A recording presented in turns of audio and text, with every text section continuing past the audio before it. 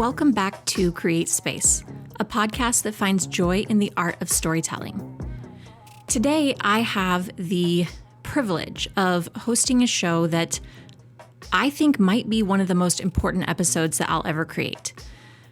When I think about stories that inspire and stories that bring us hope and stories that, when they're shared out loud, genuinely make the world a more beautiful place, I think of Ed and Danette Baker. Now, Ed and Danette, for those of you who don't know, are a husband and wife duo, and they have worked on faculty here at Wichita State in the theater department for decades. And when I tell you that they might be two of the most beloved faculty that we've ever had on our campus, I'm not exaggerating in the least, I promise. Now, recently, Danette tragically passed away, and that rocked our campus and specifically our College of Fine Arts, to its core. And in the time since her passing, Ed has openly and honestly shared his grief and his love for Danette with his students and his friends and colleagues. And in return, we've all shared our grief and love with him. And it's been really beautiful to watch Danette's community come together to share and support and love one another and lift Ed up as he is grieving and dealing with this passing. Now, as a setup to today's conversation, I have to tell you something about Ed Baker. He regularly goes live on Facebook with a segment that he calls Office Hours Live. So here's what he does. He just turns on his camera, he chooses a topic, whatever he's interested in for that day, and he just talks and he shares for 10, 20 minutes, however long he's feeling. And it's amazing. And he's been doing this since 2018. Now, you have to understand it, and you'll experience this here in a moment when we talk to him, but Ed is such a vibrant speaker, and he's an incredible teacher. And when you watch these office hours live, you feel like he's just sitting there on your couch next to you, and you're just having this conversation. And this part, I just have to add in. He named it Office Hours Live because he does them during his office hours when no one shows up in person, which as a faculty member as well, I find that really funny because we all know that so many times students just don't show up for office hours. So he has found a way to fill his time and make something awesome at the same time, which I think is cool. And he does always stay true to the office hours concept. And he invites people to, come see him in person during his office hours for a one-on-one conversation if they would like one. I said this before earlier, and I'll say it again. Ed is an incredible teacher. He's so good at connecting with students exactly where they are. And Office Hours Live is a great example of that. So with that context, he did an episode recently where he talked about storytelling, and he talked about how since Danette's passing, people have come to him and they've shared so many wonderful stories with him about Danette's life and about her impact. So he tells a couple of stories in the episode, and then he goes into a larger discussion about the importance of storytelling and the shared humanity that we create as a collective when we not only tell our story, but also when we listen to the stories of others. As soon as I listened to this particular episode of Office Hours Live, I felt this urge to ask Ed to be a part of this podcast, to be a guest on the podcast. And I was really, really scared to ask him because I didn't want to overstep. I didn't want to offend. I didn't want to ask him to do something that he, wasn't ready to do. But eventually, after sitting on the idea for like about a week or so, I emailed him and I asked him if he'd be willing to join me. And he said yes. And in fact, he emphatically said yes. So that's where we're at today. I'm going to first share a short clip from that Office Hours Live episode that I was referring to earlier, just so you can hear it. And then we're going to have Ed in the studio to talk about his love of story and his love of Danette. And we're just going to share about that and get to know him, and it's going to be beautiful. I am also going to link the episode of the Office Hours Live that I was talking about into the show notes page. So I'm having you listen to a small clip of it, but if you would like to watch the whole thing, then just know that there's going to be a link there. Okay, let's get started. So here's the thing. We humans, we very seldom know our stories until our stories are told, because if we're doing it right, we're in our stories. We're living our lives. We don't have time to think about what the story is. We're just living. I find lately that I am getting a chance to sort of look at my story, because my story was so wrapped up in Danette's story that as people are sharing her story, I'm beginning to see a little bit of my story, and it's beautiful. I was going through all these pictures, and I came across a pair of photographs as I was scrolling through, and I thought, now that was a beautiful moment. It really was. It was two pictures, one that she had taken of me, and then one that I had turned and taken of her. And they were just one right after the other in a folder in her computer. And I thought, oh, that's a memory right there. That was beautiful. And that word's important. And I'm going to come to it in a minute. So it goes a little something like this. It's just a little story. Danette and I had gone down to New Orleans, as we did very often. And we were staying at a little inn with a courtyard. And this inn was alleged to have been one of Marie Laveau's homes. One day it was warm out, and the sun was in just the perfect spot to shine into the courtyard. They had a jacuzzi out there in the courtyard, and I had picked up a dime novel, a pulp fiction novel, and I was in my summer professor uniform, which is cargo shorts and a loud Hawaiian shirt. And Danette had changed into her bathing suit, and she was going to go sit in the jacuzzi. And as I was sitting there at the table reading my book, she was in the jacuzzi right there. And I was reading, and I heard her say, "This is beautiful." And I said, "Yes, it certainly is, baby." And when I call Danette baby, I am not infantilizing her, and I'm not minimizing her. It's just our name, So I said, "Yes, it is, baby. It's beautiful." And she said, "No, this is beautiful." And I turned and I looked, and she had slipped off her bikini bathing suit, and she was laying in the hot tub in the afternoon in the courtyard of the alleged home of Marie Laveau. And it was beautiful. Her face glowed. The sunshine was perfect. And I turned and she said, "Take a picture." And I took a picture,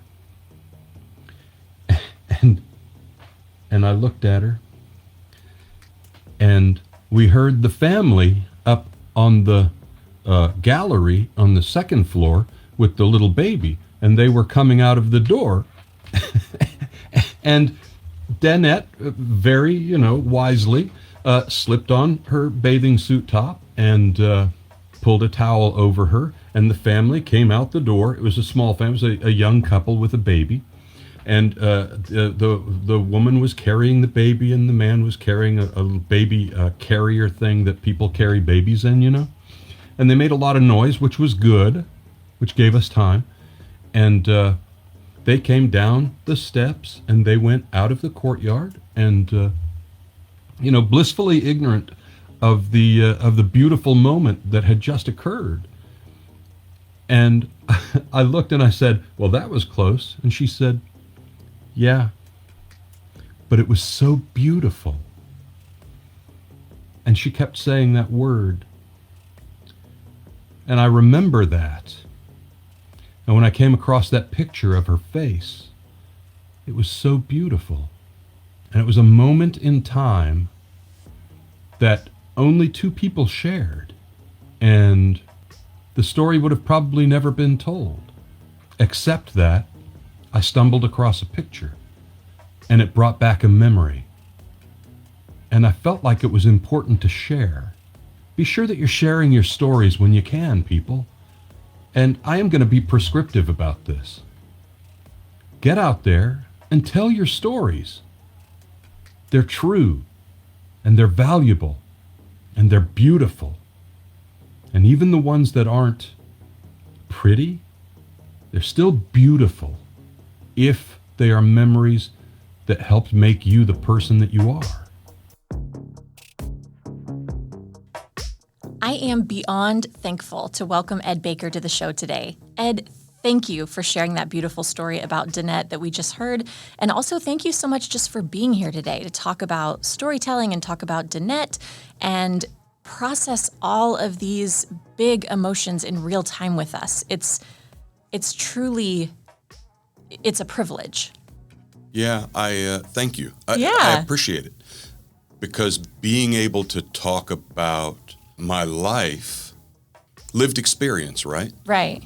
Is it is the way that's the way that I process, is through living moment to moment and being present. Right. And part of that is the sharing of story. Now, one thing I know is that to ask about your story is to also ask about Danette's story, because as you've mentioned before, they are inextricably intertwined. So just to kind of start us off today, could you do us the privilege of telling us just a little bit about your and Danette's story, just to kind of get the conversation started? I don't know if there is a short story. That's fair. You know, I can tell you, I can hit some highlights. Let's right? do it. Yeah. Highlight reel. There you Okay. go. Yeah. All right.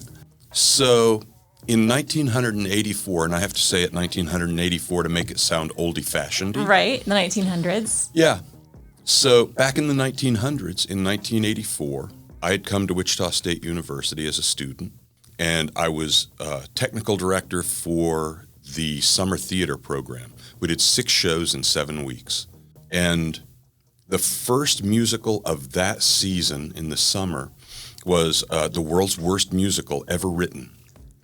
It's called The Apple Tree. I've never heard of that. Act 1 is really awesome. Act 2 is less so. And Act 3 is just horrible. Oh, no. However, we were all sitting in a big circle on the stage at Wilner Auditorium. And today I can point to where I sat, and I can point to where Danette sat. Really? Yeah. And Linda Starkey was the musical director. She was an adjunct lecturer at the time. Wow. Yeah. It's the oldie days. And Linda looked over the piano and she said, "Ed, do you have that D?" And I said, "Oh, yeah, I got that D, no problem, I've got that." And I looked around the group. There were 15, 20, maybe 25 people there. And the first person I made eye contact with, I looked at and I went, "What's a D?" You know, shrugged my shoulders. And this person looked at me and said, "I don't know." And that was Danette. And then we got married and we went to grad school and, spent some time in New York and then came home and became teachers. That's the story. That's the shortened version of the story. Would you call it was it love at first sight? Yes. Yeah? Yes. We were in college. Sure. So there were times when I was in love with her and she wasn't in love with me. And there were times when she was in love with me and I wasn't in love with her.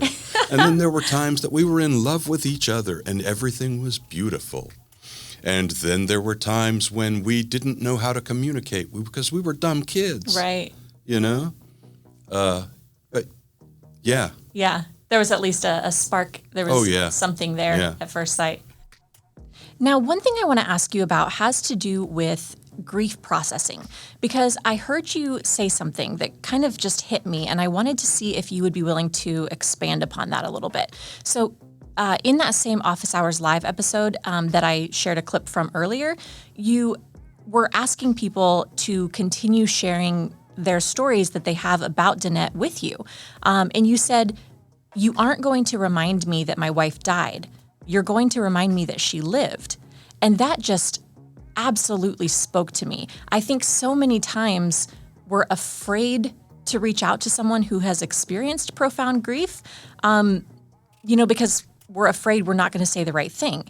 So I guess my question is, what would you say about that? Can you talk about the way that story sharing with others has helped you throughout this grief journey? So I think about my loneliness every morning that I wake up alone. Right. And every night when I go to bed alone, right? In the in-between times during the day, I see things and I touch things that remind me of her. And it brings me joy. And when people tell me stories, it brings me joy. There's no possible way for me to ever forget this hole that's in me. And when people share stories with me, it doesn't fill that hole, but it's like the way these kids wear the big things in their ears with the big holes in their ears, Gauges? Gauges, that's what the kids call it, right? So they wear the big gauges in their ears. Those holes are always there. But the wound heals over and they can put something in it, right? And I feel like that's what that hole in my heart and sometimes in my gut, I think that's what that's like, is when I have stories, I've got stuff going in there and it kind of heals things and it helps, if not make things whole, it helps to balm or to soothe that thing. I just love the way you explained that. That's so beautiful. Thank you for being so open and so honest with us. A few of the things I've heard from people are, you're so bold, you're so brave, you're so, all these words. And it's really just the only way that I know how to be. Sharing story it's fundamental to my existence. I think it's fundamental to the human existence. The thing that separates us from the lower order animals is our ability to remember the past and to think about the future and to be in the present. And I think that storytelling is a lot of that, being in our past and imagining our future while we're in the moment, in the present right now. Other animals don't have that. And that is what I believe made that first human in a cave somewhere put their hand on the wall and, spit the red berry juice on the wall to say, I'm here. This is me, to individualize from the pack. And to want to be remembered or mark, that they were there. Yeah. Have you always, is this all something that comes very naturally to you, or can you think of a time like in your childhood where you sort of realized the importance of stories, or is it just a part of who you are? I think it's a part of who I am. I think it's not genetic, in the scientific sense, but it comes from the culture that I was raised in. I was raised in the South, in southern Mississippi, as far south in Mississippi as you can get without being in the Gulf of Mexico. Oh, wow. Yeah, it's a little town called Gaucher. It wasn't even a town when I was there. Really? It was unincorporated. It just had a post office, that's all, and an old plantation house. Yeah, so Southern culture is, it's a storytelling culture, and my people, my dad's people for sure, great storytellers. And my dad was a great storyteller. It's the way I grew up. It's the way I learned how to live. So, yeah, I guess it's always been with me. I love that. And I think it makes perfect sense that you went into theater. I mean, theater is storytelling, right? So one question I have is, how did the transition happen when you came back here to teach theater, you and Danette both, and how did you take the storytelling that you've been doing for your whole life and put it into teaching, and how does that make you a better teacher? And how did it make Danette a better teacher? Going to college with Danette and then going to grad school for our MFAs in acting and then going on to build careers in New York together. She was always a really good, an outstanding technical performer. She had great technique, which meant that she was always able to do a repeatable performance and to fill it completely from the inside. She was always just a beauty to watch. Her work was just, it would seem just magical, right? Whereas I have always been an instinctual performer. I'm technically proficient, but I'm not as technically brilliant as she was. That's not how I am in the world. Right. I'm pretty imperfect, and I embrace that. So as a teacher, Danette was always able to teach anybody to do anything as an actor because she had a firm grasp on technique. And she knew what she did, and she knew what worked, and she could teach anybody to act. Wow. Yeah. Honestly, when I grow up, I just want to be the kind of teacher Danette was.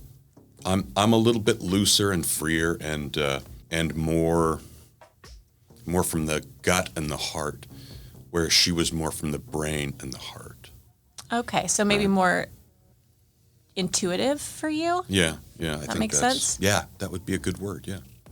That's interesting. I've never thought about those two kind of approaches, but I can see how, because I think of myself as kind of more intuitive, I think, but consistency is an issue there. So being able to do it technically and replicate that, I can see how that served her well in the theater world as a performer and then continued to serve her as an instructor as well, as a professor, rather. Yes.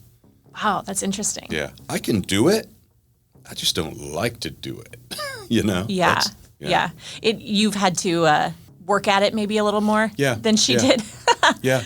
So what about something that I feel like I have noticed from knowing students who have been taught by you and by Danette is that the common thread I hear is that students just feel really comfortable and heard and seen by you guys. And I wonder, when we think about stories, you know, telling your stories is one half of it, but then being able to listen to other stories is just as important. So what part or what role does that play in your teaching of being able to hear the stories of your students and be in whatever it is that they're going through with them? As a professor, right, which is much bigger than merely teaching. Right. It's a whole sort of constellation of jobs that fit into professoring. As a professor, I feel like if I'm doing my job the same way today that I was 5 years ago, then I'm not fully serving my students, I'm not fully serving myself, and I'm not fully serving the university or the art form. I'm just not giving it everything I can. So I change very often how I teach, how I administer, how I serve my colleagues, how I serve my students. If I'm not meeting my students where they are, then I'm just an old dude at the front of the room. And there are plenty of old dudes in the front of the room out there. I would much rather listen to them, hear their stories, understand where they're coming from and where they are, and meet them in the middle and help them learn to be better designers, better technologists, better actors, better whatever they are. I just want to help them learn to be better at it. I love that. I want to mention something that you told me because I found it to be profound and honestly kind of convicting. So after Danette had passed, I emailed you, as I'm sure lots and lots of other people did, because I wanted to tell you a couple of stories that I had about Danette, right? And you thanked me for sending the email, and then you asked me to do you a favor, and you said, and I think that this is exactly how you wrote it. I'm going to read it from my notes. You said, find somebody that hits you the same way that Danette did. Somebody that you know is making a positive difference in students' lives and experiences. Seek them out and tell them what you see them doing. Let them know that you see their good work now while they can hear it and enjoy it. So this is a question that I have asked myself over and over again since you emailed me that. And I'm curious to know what your answer is because I don't know that I've found mine yet. But why do you think it is that we don't do this more often? Why do we consistently wait until someone has passed to share all of these beautiful stories with them? So here's the thing that I say. I think that we go through life, all of us, all humans in the Western world, especially in the United States and in America, I think we all go through life thinking that we have to do good and to have to succeed and we have to be better today than we were yesterday. And I think that puts a lot of tension on us, right? A lot of pressure. And part of that pressure and tension, I think, sort of suppresses the freedom that we can have just to walk up to somebody and say, you're doing a great job. And you should be proud of it. Not everybody is going out and making a podcast about storytelling. Thank you for doing that. I appreciate it. We have a friend who lives in Chicago, and we would see each other a few times a year, and we'd talk and we'd hang out, and we'd one thing and another. And before Danette had died, but after she'd gone into hospice, this person sent a beautiful an elegy for powerful women working in support of powerful women. And I thought, Danette would never have imagined herself that way because nobody ever told her that. As a powerful woman? Right. Wow. Right. I know for a fact, we were together for 35 years. So I think I can speak for her. Yeah. She saw herself as trying to be a powerful woman in the arts. She didn't see herself as having gotten there or being there or having achieved. And she had. Yeah, I think most of us would agree with that. Right? Yeah. So in the same way that probably people don't say thank you for making a podcast about storytelling, people didn't just walk up to Danette and say, you're a powerful woman fighting for powerful women in the arts. Thank you for that. Until it was too late. Right. She was in a coma. Now, every single text, message, Facebook message, post, Twitter, email, every single thing that came into my phone or to hers, when we were in the hospital there, I read everything to her.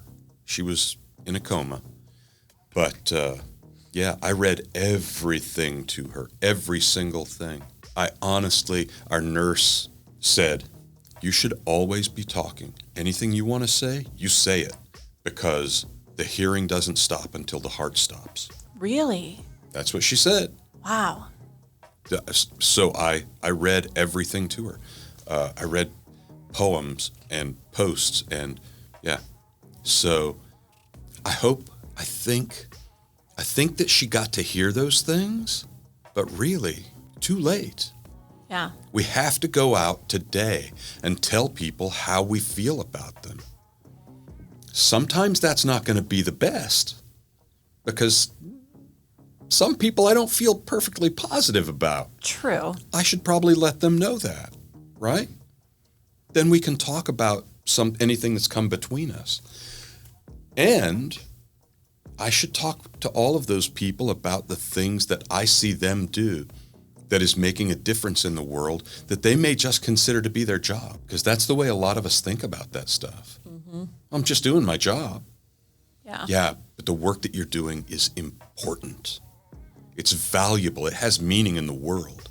Well, and you also said, it's hard for us to see our stories because we are making them, right? We're in it. So to have somebody come and tell you what they see from their perspective and to tell you your story back to you can be very powerful and is different than the way we could ever see it ourselves. So I don't know. I was very convicted by that when getting that email back from you going, yeah, why didn't I and why don't I? So get ready. I'm telling everybody now how awesome they are.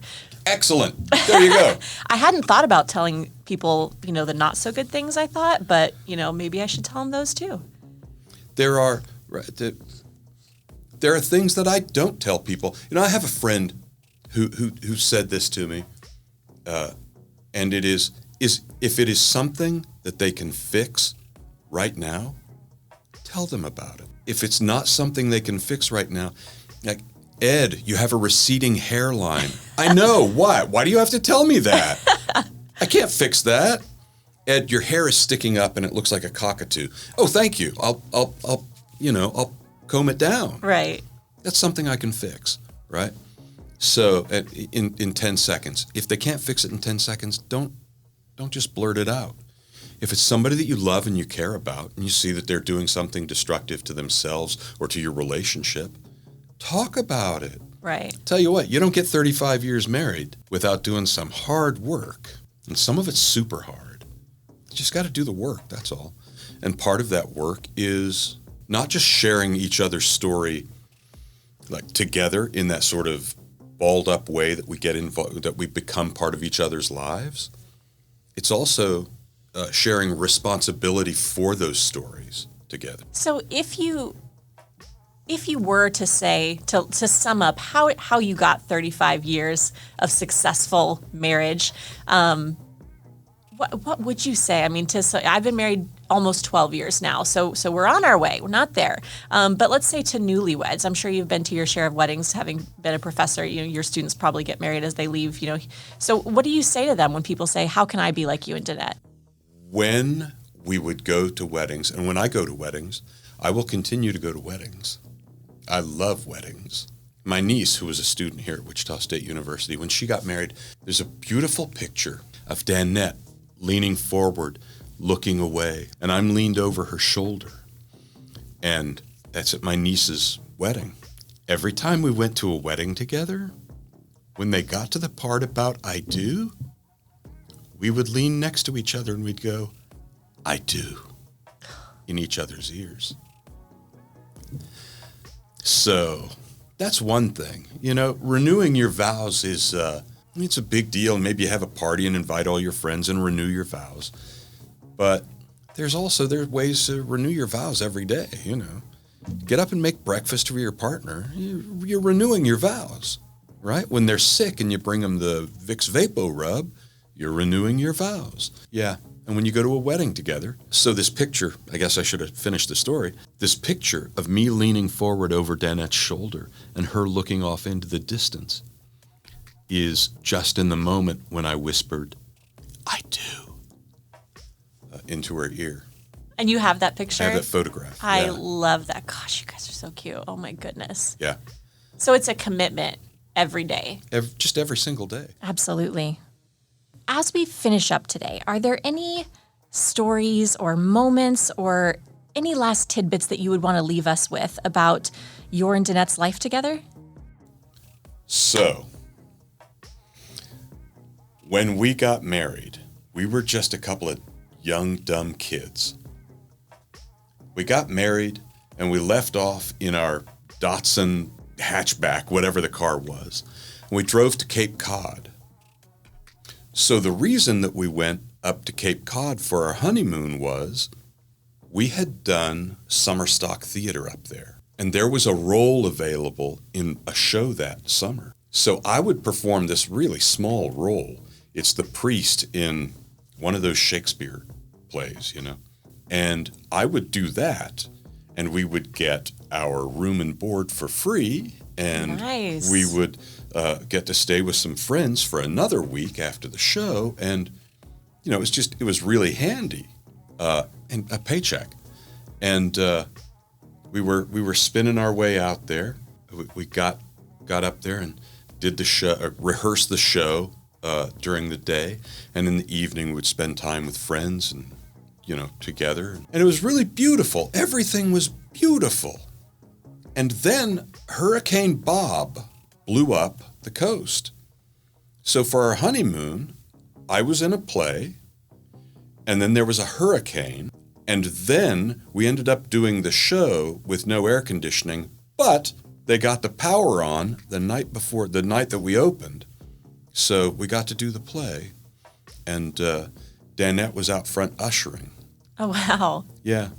So that was just a little story about, stuff comes up in life. I found a picture the other day. When something like this happens, you start going through pictures looking for, you start going through everything because Right. there's so much paperwork and stuff to do. And I found a picture of the two of us huddled together on the front stoop of this theater that we were at and looking scared. And on the back was written, this is in the olden days, when you took a picture and you took the film and got it developed. Right. And on the back was written, Hurricane Bob, what a honeymoon. That's crazy. That's a memory for Yeah, sure. right? So that was that. Oh, yeah. And then there was a not so great part of that memory. Oh, yeah? Yeah. So on Worse the than way, the hurricane. the hurricane was really not that bad. I've been in worse. Hurricane Frederick in 1979. It was not a bad hurricane. So after we finished up the play and got the theater shut down, it was the last show of the season, got the theater shut down and everything, spent another week with some friends up there. And as we were driving home, we were going to go by Niagara Falls because, Niagara Falls and honeymoons, well, that just goes together. And we had been driving all day. Danette had not learned about driving with me. I don't stop. Oh. We get in the car and we go. And if you need to stop, you need to say, I need to stop at the next gas station. After 35 years, we figured it out, and we got pretty good at driving together. So we're wheeling our way through upstate New York. We got to Niagara Falls. It was late at night. We could see the falls in the light. It was great. Next day, we get a hotel. Next day, we get up and we go out and we're walking around the falls. And it's the afternoon. And we had eaten a little bit of the continental breakfast at the hotel.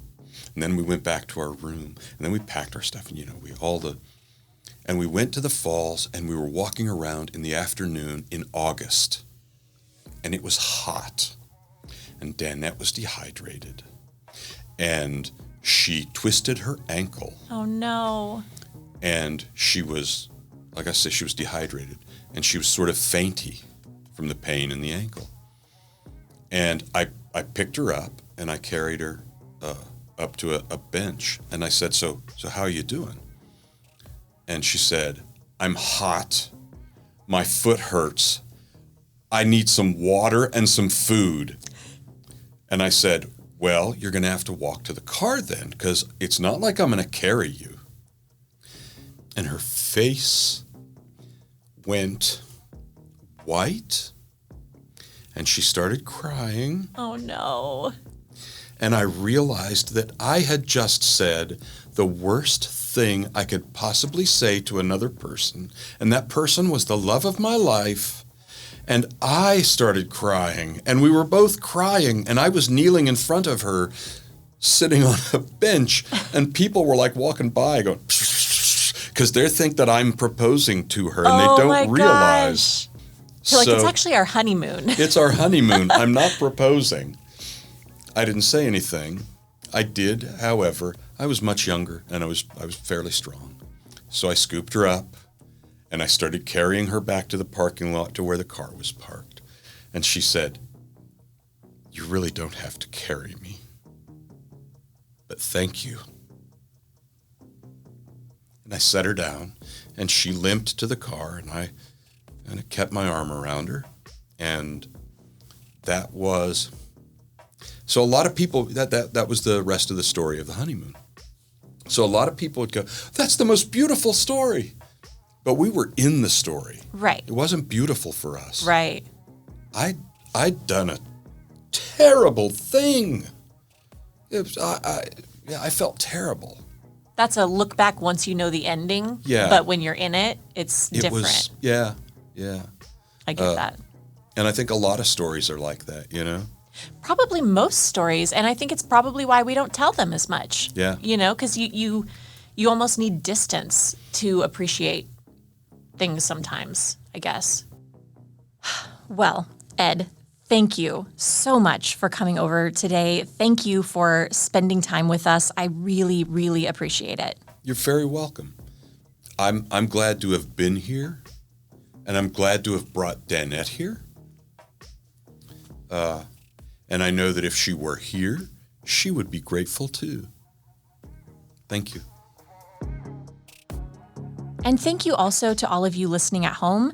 This has been such a special episode, and I would love to invite those of you who knew Danette Baker to share a story about her if you'd like. I have a link in the show notes page that lets you leave voice messages. So what I would love to do is collect stories about Danette's life and then give those voice messages to Ed as a thank you for sharing his heart with us on this podcast. So if you're interested in sharing, please do. The website is speakpipe.com/createspace. And again, I also have that link directly in the show notes page. So I would love for you to engage with us in that way. Thanks again for joining us today on Create Space, and we'll see you next time.